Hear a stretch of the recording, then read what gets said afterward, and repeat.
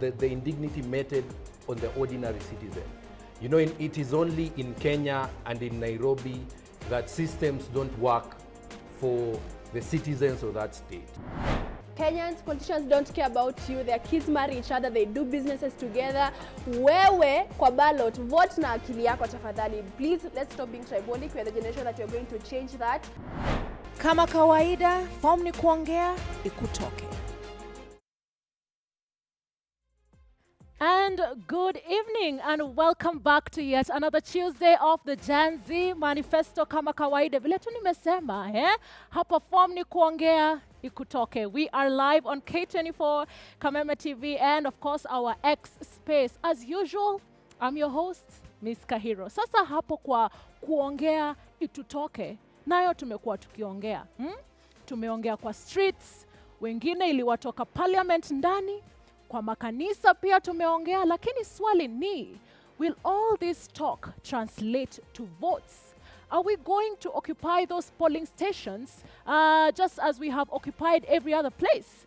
Do you have your ID ready? Are you a registered voter? Those are the fundamental questions we are asking today as we wait for government officials to decide whether they'll pump money back to IEBC or build churches for the glory of the Lord. Anyway, again, the question is, uko ready to vote this time round? Feel free to engage us on our WhatsApp number na pia pale X. We want to hear from you, okay? And as we await your feedback, I'm in studio today with Kagina. Kagina, semaje maji? Well, indeed. Leo swali tunauliza una vote this time. Because hii makelele yote, if you're not taking any action towards it, and if you're not taking the noise and the anger to the ballot, then the same MCA umekuwa ukisema afanyi kazi, same MP afanyi kazi, governor, whatever elective position umekuwa ukiteta kuhusu, they will continue unless uko ready, uko na all the tools necessary, which we will be discussing today, kujua uko ready to make the change. Kagina hapo umesema tuko na makelele. Umeongea kama some politicians. I don't know how to feel about that, but let's hear from Majibu kwa ground. Hi, Maji. Majibu? Miss K, muambia watu, Tuesdays, hakuna kitu ingine huwa inaendelea.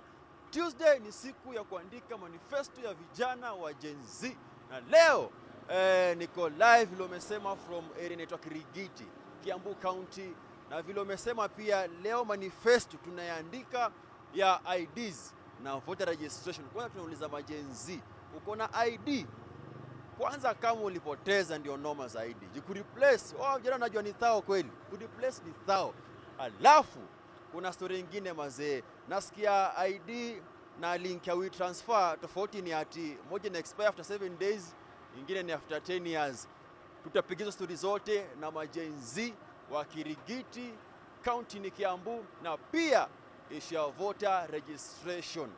Hiyo yote usiende mbali, hata usijaribu kwenda hapa. Stand by na majenzi wa Kiambu mazee. All right, thank you so much, Majibu. Majibu kwa ground, always injecting. Umesikia the difference between WeTransfer na the new IDs, 7 days na 10 years. My goodness. Anyway, let's hear from Kagina with the stats. Umetutayarishia nini leo, Maji? Well, indeed, always here on Gen Z Manifesto, tunasema whatever we are talking about, we have to back it up with numbers. Ndio isiku ya tini kelele za chura ama tunapigia mbuzi gitaa. We actually are fact-based. And probably just to give us some context as to what we are looking at in terms of numbers in this country. In the 2022 general elections, looking at the demographics, the total number of registered voters ilikuwa 22,120,458.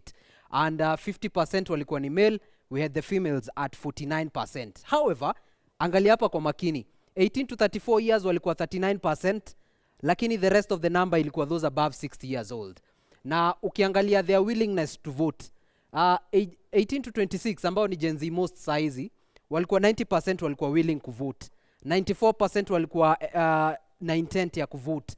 98% ya those over 55 years walikuwa na intent ya kuvote in that elections, which means their say in that election ilikuwa kubwa kwa sababu they were willing to vote in the first place. And probably just to continue with the statistics, turudi kwa census, Back in 2019 tulifanya national census yenye ilisema total population ya Kenya at then ilikuwa ni 47.6 million.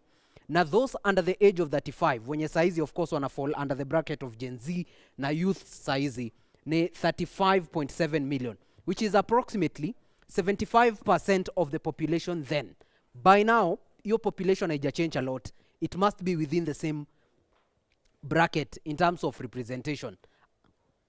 IEBC ilikuwa imesema ina plan kuregister 5.6 million new voters. That is after between 2022 elections na 2027 election. Hiyo inamaanisha the new number of voters sasa ingekuwa 27 million, around 700,000, 800,000 thereabout. Which means now the number of voters ambao ni vijana wangekuwa approximately 70%, slightly above 70%, which means the vote ya the youth ingekuwa the determining factor, or rather itakuwa the determining factor of who will make it to be either in leadership positions from the national level ama pia at the county level. It doesn't end there, kwa sababu beyond that we also have had a number of challenges na IEBC. For example, they say they've not managed to register voters since 2022. So inamaanisha hii number iko hapa ya 27,800,000 remains to be a pipe dream-ish unless they will manage to register the 5.6 new voters within the period that we have, which is between now and 2027. Term imebakisha around 2 years, 7 months, thereabout. And so, unless action is taken, then wewe kama Gen Z, most of you, when we're not sure kama uko na ID ama voter, then yours might just end up being noise. Now you have educated us, you have threatened us. Wow, we have so much to think about. Thank you so much for those stats. Let's hear from Majibu kwa ground, then we'll come back to you and, talk more about those statistics. Majibu? Aya, ndoyo, ground ndoyo, area ni Kirigiti, county ni ya Kiambu, ready kubonga na majenzi. Acha nianze na boezi mmoja hapa hivi kuja. Utuambie jinako nani? Alafu kwanza uko na ID maiji. Jinako nani kwanza? Kwa majina naitwa Marita Anderson Omwega. Nakushikia. Wewe ni mweshi. Sawa. Mimi ni topa bottom up. Ama ni Gen Z? Ni Gen Z. Sawa, Marita Anderson is my name. I'm from this area, Kirigiti area. Na nafurahi kuwa Mkenya wa Kirigiti. Alafu kwanza utavote this time round uko na ID? Siwezi vote kwa sababu ID yangu ilipotea last year.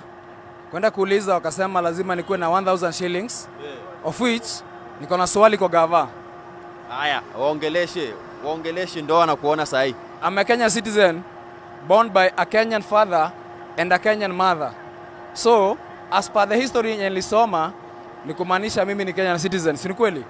So, as long as mimi ni Kenyan citizen, ni kumaanisha I'm eligible to this country whether niko na idea masina. Kuna wale wasa huku hivi Maunarok hawana ID, that's why ni bandits, but bado ni wa Kenya. So, whether niko na idea masina ID, mimi ni Mkenya. But then, nikipoteza ID yangu, useme nilipe 1,000 natoa wapi? Mimi ndo mjengo. Kwanza kitambo kureplace ID ilikuwa so. Sasa ni thao. Na kwanza wanasema pia line ni ndefu sana huko, pia inakuwa ni process nyingine deadly sana sika kitambo. Unasemaje? Okay, siwezi furahi kwa sababu as long as I'm a Kenyan citizen, identification yangu si ya maana kama mimi ni Mkenya.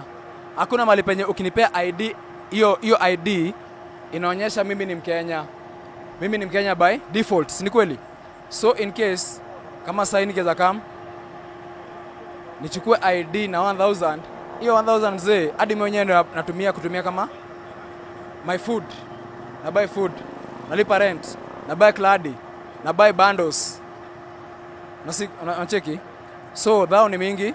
Kama ilikuwa so, inafaa irudi so kwa sababu it is just a card of which inafaa kuwa hiyo card ni identification only.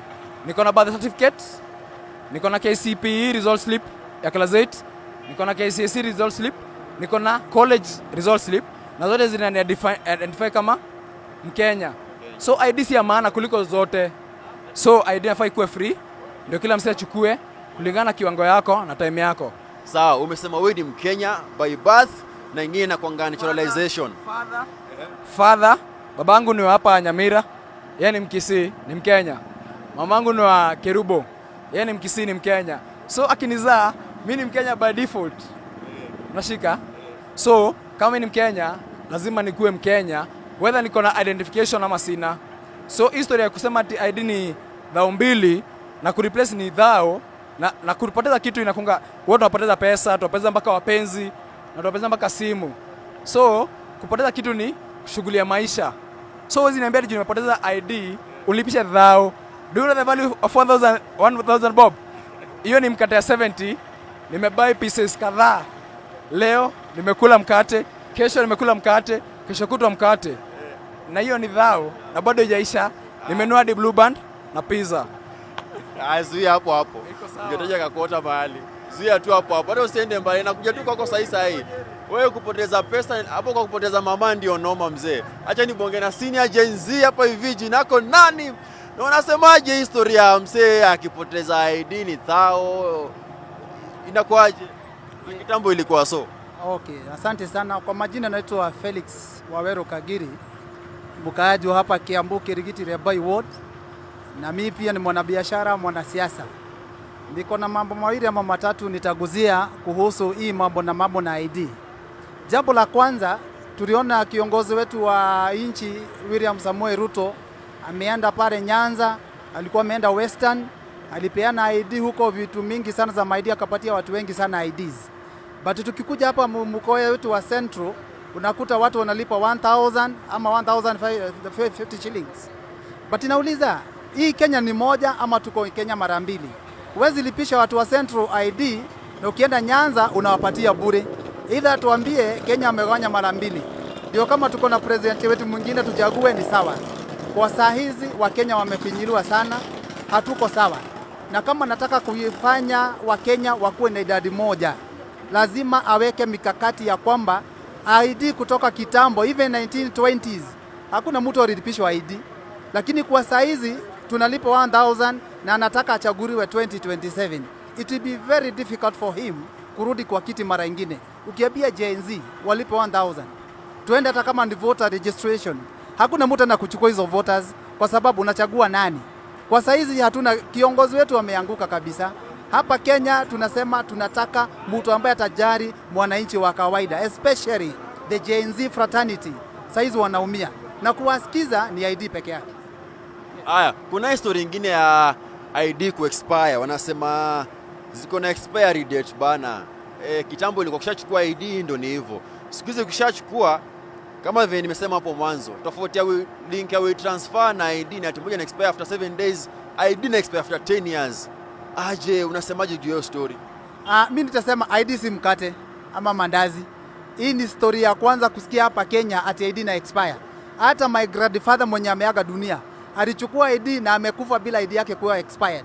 Kwa saa hizi nasema hiyo ni uongo tupu, na tuambie kama kuna petition kwa bunge National Assembly wanapitisha kusema ID zina expire after like 10 years. Hiyo ni uongo na asitwete maneno kama hapa Kenya. Haya. Bazu, hebu kuja ndo sijamuuliza hiyo story ya nini? Sijakuuliza hiyo story ya ID ku expire. IDs na expire after 10 years. Unasemaje? Do you think tunafaa ku replace IDs? Okay, one question to the government. ID ki expire ni kumaanisha mimi si Mkenya? Hiyo ni question. ID haifai ku expire because ever since kutoka wakati wa kipande system, I'm young but I do follow Kenyan history. So ni kumaanisha wakati wa kipande system ile wakati wa wazungu haiku ina expire kwa sababu as long as you are a Kenyan citizen, you are eligible to be a Kenyan whether uko sawa ama uko sawa. Hai determine penye uko, whether uko Central, Nyanza, 8 provinces, sawa. So hiyo story ya expire ID hadi mimi nashtuka juu in case ID yangu expire kama saa hii, mimi ndaacha kuwa Mkenya? Hiyo ndio swali yangu. Na in case government inafaa review these things because being a Kenyan citizen, hata sisi tunajitolea kuwa tuna support who tuna vote, wao tunafanya mpaka kuamka asubuhi ile masaa kwenda kazi ndio mpate revenue na tax. So ukija kunionyesha ati naweza expire as a Kenyan citizen, hainifurahishi sana kwa sababu there is no way you can expire being a Kenyan citizen. Na as long as umeweka expiry date kwa my identification card, ni kumaanisha naweza expire hadi mimi. Haya. Haya, umesikia jenzi wa Kiambu bana anaambia gava hiyo story ya ID ku expire ni noma. Basi okay, yeye ni Mkenya wa kawaida by birth, by naturalization, mbona ID expire? Pia anaweza sisi kuwa Mkenya kweli. Kuna bana wewe kuna haya tunirudishe. But nikirudi nitakuwa na mademo wanabonga pia Kiambu ni wengi. Jam ni kubwa sana ya kuingia Kirigiti bana. Kama unajipanga kuingia Kirigiti sasa hiyo ni noma. Majenzi wanakuja kwa wingi. Mazee kwa the Gen Z Manifesto. Nitarudi baadaye sana Rusha Miska Hero. But nikirudi tutapiga story ya hiyo voter registration. Ni true msee hizi register kama voter kama hana ID na kureplace ID ni thao. Kupata ID mpya pia ni ngori sana. Miss K na kurudishia kwako. All right, thank you so much Majibu. Watu wame-inject. Watu kwa ground wanasema ID si mkate. And I just want to ask this guy kando yangu. Je, ID ni mkate kwako? What do you think about the whole ID expiring thing? ID is more than mkate to me because an ID is very important.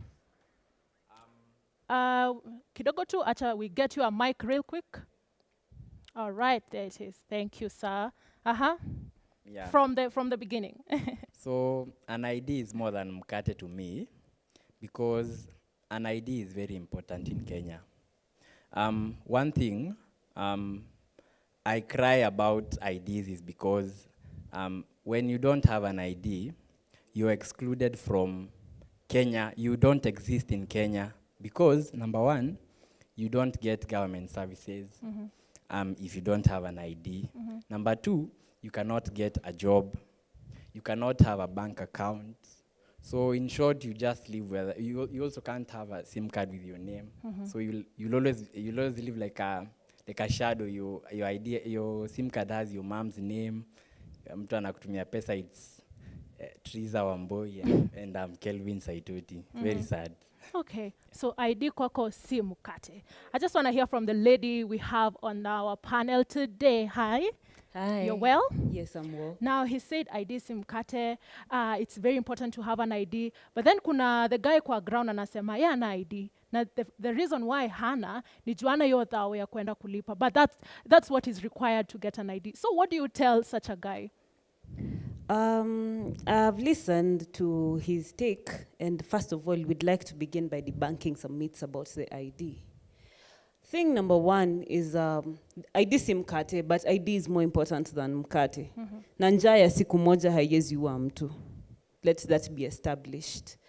And as Saitoti has said, ukikosa ID, we ni kama how exist. In fact, according to the first article in the Constitution, when you say we the people, it is we the people who have a right to vote, because then we can delegate power.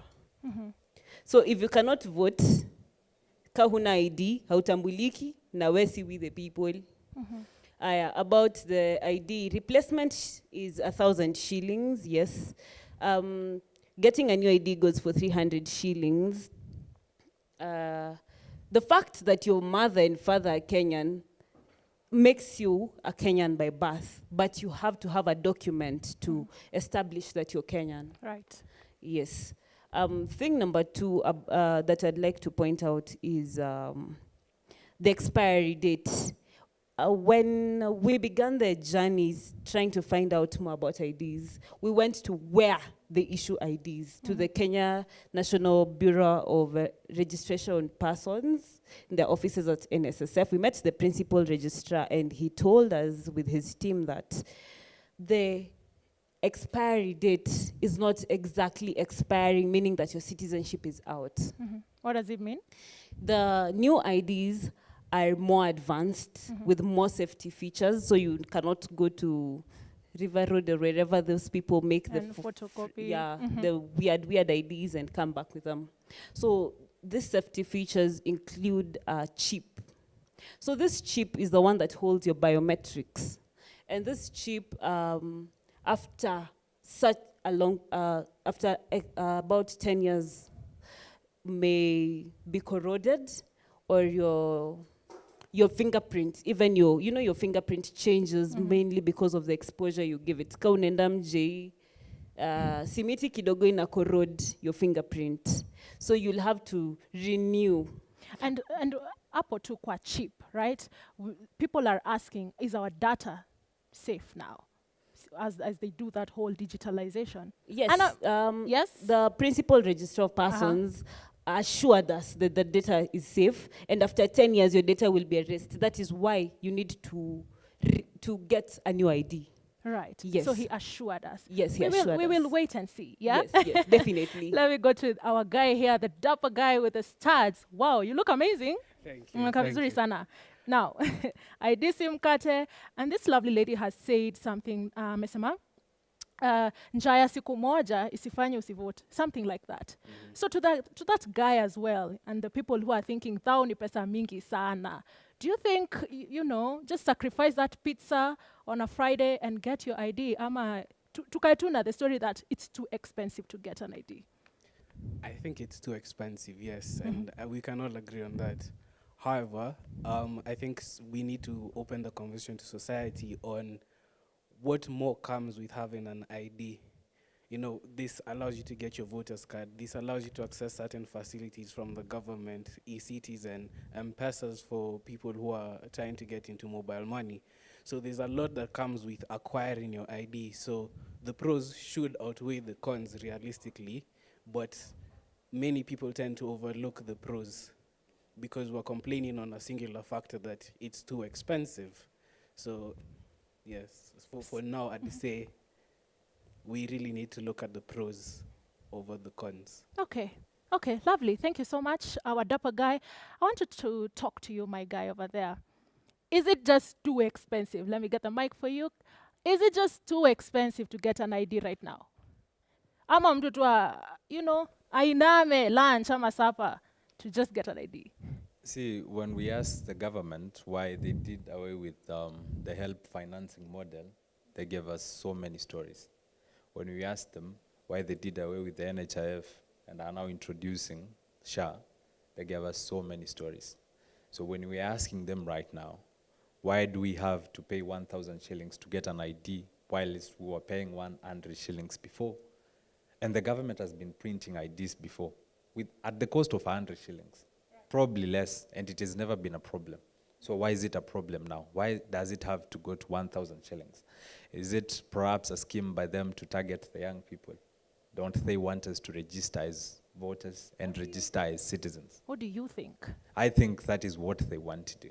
They want to disenfranchise the young people because, say, a family with, say, 5 teenagers who've just turned into citizens, they've turned 18. So that parent has to cough up how much? What if those 5 children lose their IDs? The parent has to pay 5,000 to replace those IDs. Right. It is just not sensible at this point in time. I cannot also trust Bill Gates because the Bill and Melinda Gates Foundation is the principal advisor to this government on the issuance of the new IDs. The government sought for advice from the Bill and Melinda Gates as to how to roll out the Maisha number. We've never trusted Bill Gates. We will not start now. Okay, I want to just cut you short kidogo, tutakurudi hapo. Let's just take a little break. We'll be back in a minute.